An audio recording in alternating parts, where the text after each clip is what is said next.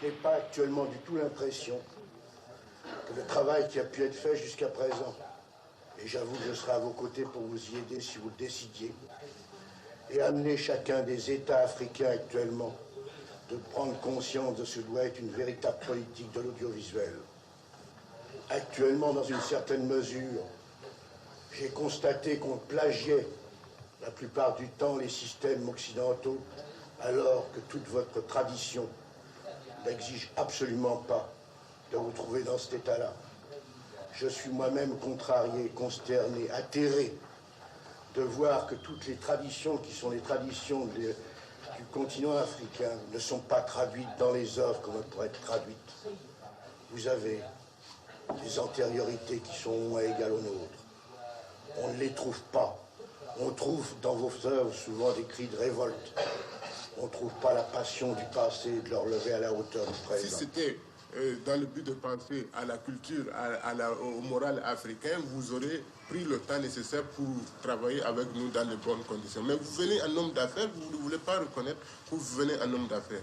Si vous voulez parler en homme d'affaires, vous parlez en homme d'affaires et on liquide les problèmes. I want you to think back to the last time you went to the cinema. You can smell the popcorn in the distance as you walk past numerous posters for films from around the world. Superheroes, spies, and aliens are all around you. You overhear a kid talking about how they're Superman as they bounce around all over the place. But their friend makes fun of them, saying, "You don't even look like Superman." As much as some of these heroes and characters strive to suggest that anyone can be like them, we can't always imagine ourselves as them. What the kid said was cruel, but true. The superheroes, spies, and aliens on the posters all over the walls rarely ever look like us. They rarely look African. That's because a huge majority of the films showing in African cinemas aren't African. The stories they tell on screen don't reflect the realities of the Africans watching them.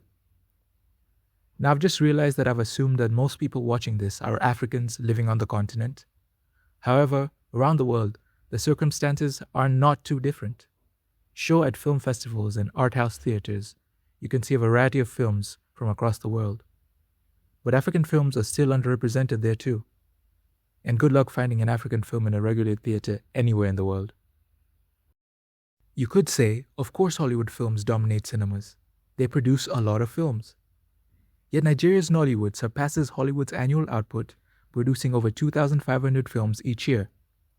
That's exponentially more than the number of local productions here in Kenya, but Hollywood films still outnumber Nollywood films in Nigerian cinemas. The issue then has more to do with distribution and the financial power of Hollywood and the European film industry. Power made possible by the imperial structures of their nations. It should come as no surprise then that the distribution challenges many African filmmakers face today are not so different from those faced by pioneering filmmakers like Moustapha Alassane in the early years of African cinema. For the major studios and their distribution partners, filmmaking is first and foremost a capitalist endeavor. They spend millions of dollars producing films and expect to make even more money in return. To achieve that, they spend millions on marketing and securing screens in as many theaters as possible. They don't care whether they cannibalize the local film industry. That is the case today, and it certainly was the case back then. People like Jean-Charles Edelaine, who became president of the UGC, the premier distributor of films in French-speaking Africa in 1971, saw the emergence of African films as a threat to the highly lucrative monopoly that European film suppliers had imposed on African cinemas. Today, that monopoly is maintained through superhero films and blockbuster franchises. Back then, it was maintained through westerns and cowboy films. Both eras served to cement American and European dominance while fragmenting Africa's own cultural identity. It was in this environment that Moustapha Alassane made Return of an Adventurer in 1966, a film that interrogates African identity in a post-colonial Niger, still shaped by cultural imperialism. It asks whether African culture and imperialistic culture can coexist, and what effects that coexistence has on African society. Return of an Adventurer tells the story of Jimmy, a young man who returns to his village in Niger after years of being away. He comes back to a country he no longer recognizes and one he never seemed eager to hold on to while he was gone. as evidenced by the fact that he never stayed in contact with his friends or girlfriend. He does, however, return with cowboy outfits for his friends. They all put on the outfits, complete with their own gun and holsters, and Jimmy gives them names that would be right at home in a typical American Western. Désormais, tu es Black Cooper, James Kelly, Castou, Billy Walter et toi, Reine Christine. Vous avez tous compris? Oui, oui, c'est compris. From that point on, their identities begin to change. They become gunslinging cowboys who set out to transform their village into their very own version of the American West. Just as the village and the Sahel landscape are transformed into the American West, the film itself transforms into a Western. With that comes familiar tropes and hallmarks that fans of the genre will recognize, as well as others that have been reimagined for an African context. No Western is complete without a trip to the saloon, and in true Western fashion, the drinking is soon followed by a confrontation and violence.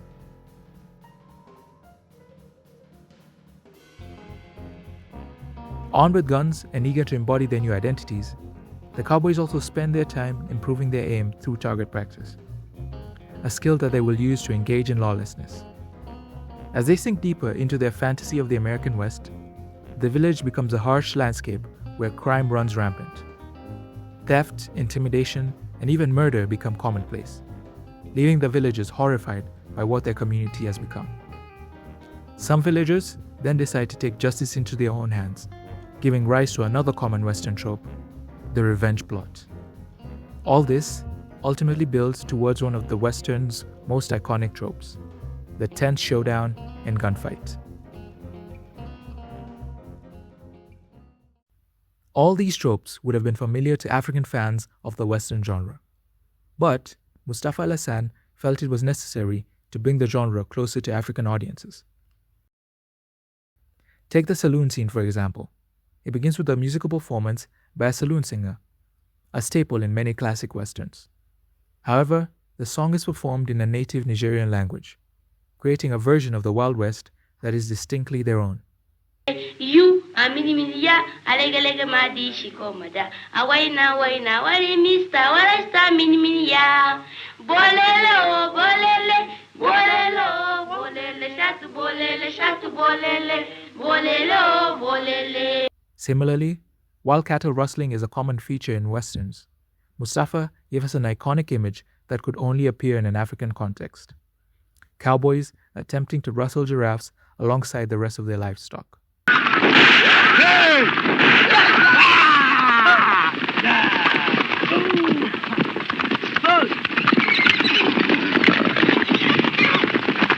It is one of the most unique images in cinema, and one that has remained firmly ingrained in my mind. This is partly why Alassane said what he did about African cinema. Not because he genuinely cared about the authenticity of African culture on screen. After all, what did he know about the post-colonial African experience under the influence of imperialism? Rather, it is because films like Return of an Adventurer, along with many other works from the birth of African cinema, could captivate African audiences in ways that Hollywood and European films simply could not. Another reason Alassane was so disgruntled with African cinema was that many of its narratives dismantled and challenged the imperialistic ideas promoted by Hollywood and European films. Ideas of intellectual, moral, or cultural superiority. Return of an Adventurer does this through a blend of playful and poignant satire. Take the saloon fight, for example. The confrontation is comically exaggerated and ends almost as quickly as it begins, with everyone returning to being friends. However, it's not the last time the group clashes after adopting their cowboy identities. Yes, in true Western fashion, the friends gradually transform into a ragtag group of misfit outlaws who can't get along with one another. This kind of individualism is common in much of Hollywood and European cinema and reflects values often associated with Western society. Alassane saw this individualism as detrimental to African society and culture, and the film highlights the damage it inflicts on the village. That is not to say there was no immorality in the village before the arrival of the cowboys.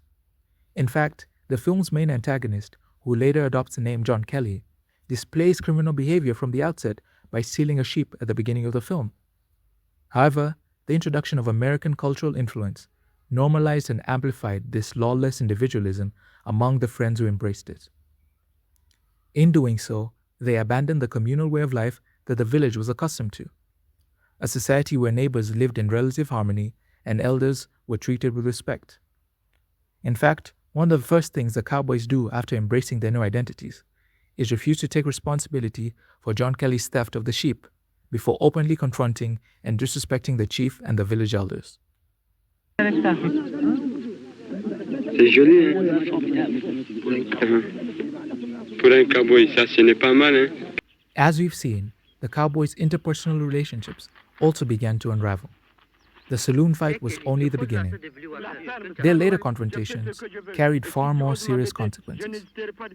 John Kelly ends up stealing a horse that belonged to Black Cooper's father. Breaker, siding with Black Cooper, eventually finds himself in a showdown with John Kelly and is killed. Later, Black Cooper and Billy Walter grow tired of John Kelly's escalating criminal behavior and leave the gang. However, they return to seek revenge after John Kelly is accused of murdering Black Cooper's father.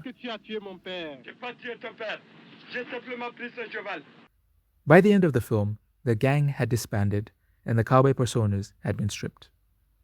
Their characters return to their ordinary lives in Niger, and so do some of the actors portraying them. Black Cooper goes back to being a mechanic, Jimmy to reading electric meters, Breaker to working in printing and construction. Others continue to see themselves as cowboys even after the filming had ended. At least now, they view the cowboy through a lens that understood them. A story that explored their own African identity rather than someone else's. Hi guys, thank you so much for watching. I hope you enjoyed the video. I enjoyed making it. This has slowly become one of my favorite African films, and it was such a joy to dig deep into it and analyze it. I hope you guys get a chance to watch it. You can scroll for the link in the description for the database as well as some of the research I had done for this. It takes me a while to write some of these essays and really edit them, but I hope you enjoyed what I put out.